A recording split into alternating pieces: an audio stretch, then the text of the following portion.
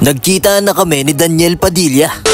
Today may photoshoot pala si Daniel Padilla sa Shawarma Shack. Dali-dali akong pumunta sa barbero ko para magpagupit din ng semi-kalbo dahil nakita ko nagpataba si Daniel Padilla. Shoutout nga pala sa poging barbero ko. Hinilig ako tol, din na si Daniel tol.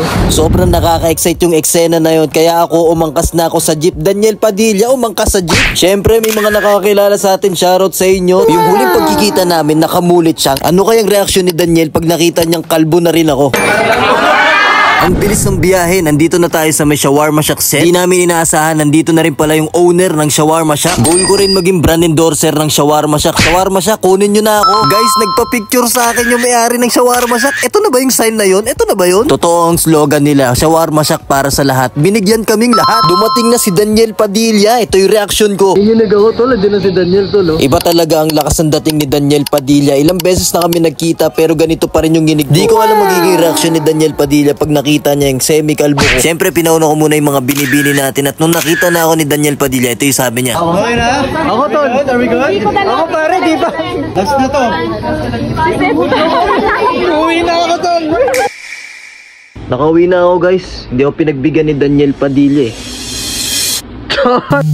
Sumulat ako upang malaman mo ako'y dapat pa rin sa'yo. Guys, ako na guys. Halika na pare. Ito na. Okay ba? What's up? Kamusta boss?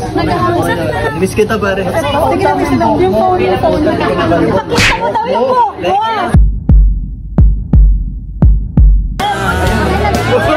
Akin na din.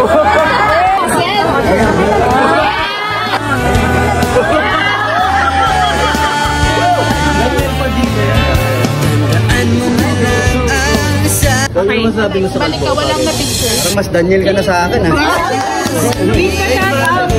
Wala pa rin tatalo doon.